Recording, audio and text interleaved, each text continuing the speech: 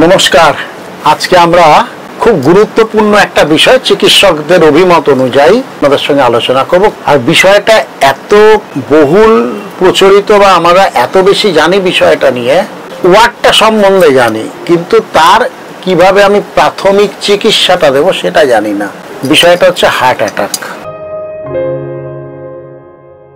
অধিকাংশই heart attack হলে আমরা কি করব কি করব না বুঝতে পারি না। পেশেন্ট ওই যখন যায় অনেক ক্ষেত্রে মারা যান, অনেক ক্ষেত্রে আবার তাকে সার্ভাইভ করতে হয়, সবটাই আছে। তাহলে প্রথম হার্ট অ্যাটাক বোঝার জায়গাটা কি? সাধারণ মানুষকে তো বুঝতে হবে। চিকিৎসকদের অভিমত অনুযায়ী হার্ট অ্যাটাকটা হয় কোথায়? পাঁজরের সম্মুখে আর ঠিক স্টারনামের পেছন দিকে। পাঁজরের সামনের দিকটা স্টারনামের ব্যাক সাইডটা, অর্থাৎ ঠিক মাঝখান বরাবর পেনটা হবে। আপনি বুঝবেন কি করে? পেনটা কিন্তু আস্তে আস্তে রেফার্ট করবে, হাত দিয়ে নামবে, হাত দিয়ে নেমে জাস্ট এই লিটল ফিঙ্গার এই অবধি এসে পেনটা থামবে নিচের দিকের। খেয়াল রাখবেন তো, এইটা যে বাঁ হাত দিয়ে নেমে লিটল ফিঙ্গার অবধি আসছে। আর কি হচ্ছে?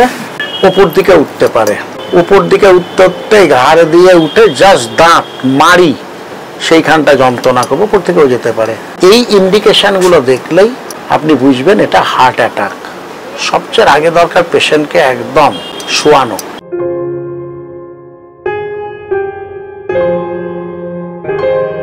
কেন হয়?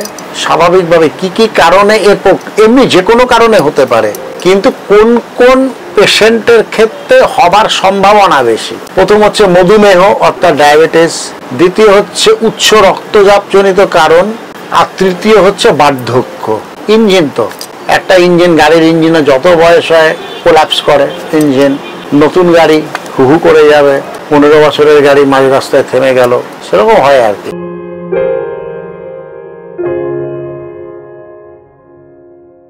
আমরা কি কি পন্থা অবলম্বন করলে এখান থেকে অনেকটা বাঁচতে পারি? কোনো কিছু 100% হয় না, কিন্তু আমরা অনেকটা সেফ থাকতে পারি, নিজেদের নিরাপদে রাখতে পারি কোন পন্থা অবলম্বন করলে।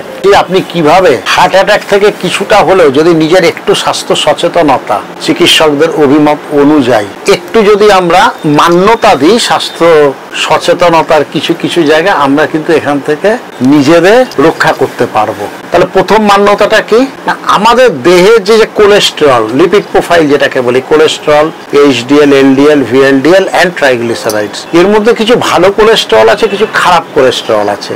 এইচডিএল এটা হচ্ছে ভালো কোলেস্টেরল, বন্ধু কোলেস্টেরল। আবার এলডিএল হচ্ছে শত্রু কোলেস্টেরল। তাহলে বন্ধুকে একটু বেশি বাড়িয়ে রাখতে হবে, শত্রুকে একটু কম রাখতে হবে, তাই না? তাহলে কি করতে হবে? কোলেস্টেরলের মাত্রা সবসময় যেন বিলো 200, 200-র নিচে থাকে। ট্রাইগ্লিসারাইড অবশ্যই বিলো 170, 180। এলডিএল বিলো 100, 100-র নিচে রাখবেন, 50, 60, 70-এর মধ্যে। কারণ এলডিএলটা হচ্ছে খারাপ কোলেস্টেরল, শত্রু কোলেস্টেরল, এটা যতটা নিচে থাকবে। আবার বন্ধু কোলেস্টেরল হচ্ছে এইচডিএল, এইচডিএলটাকে একটু বাড়িয়ে রাখবেন।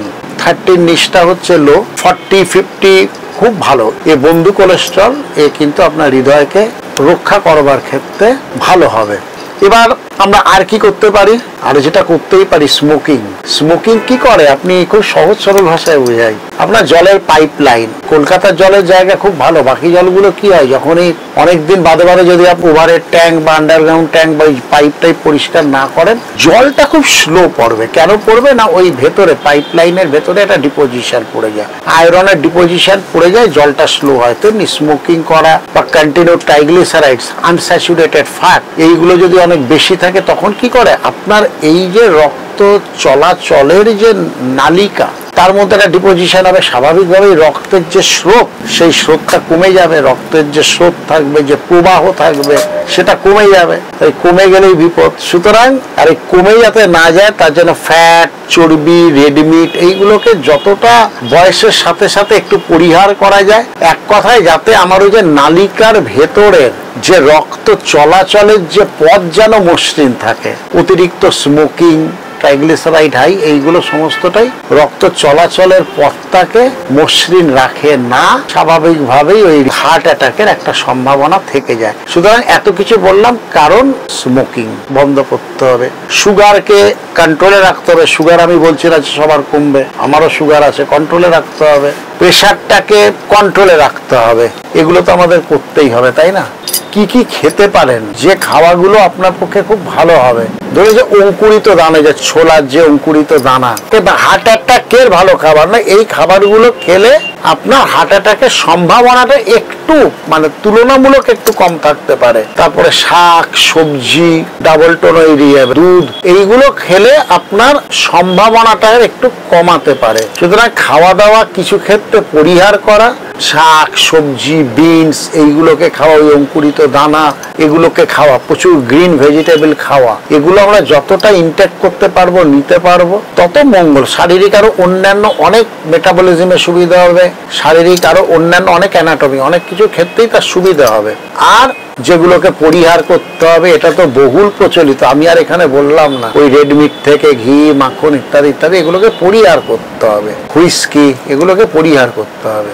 তাহলে হৃদয়টা থাকবে, হৃদয়ে আসে যার সেই তো ভালোবাসে, তাই না? প্রতিটি মানুষেরই জীবনে প্রেম আসে, তো হৃদয়টাকে তো সুস্থ রাখতে হবে, তাই না? তাহলে ভালোবাসাটাও থাকবে, সবার ভালোবাসাটা থাকবে।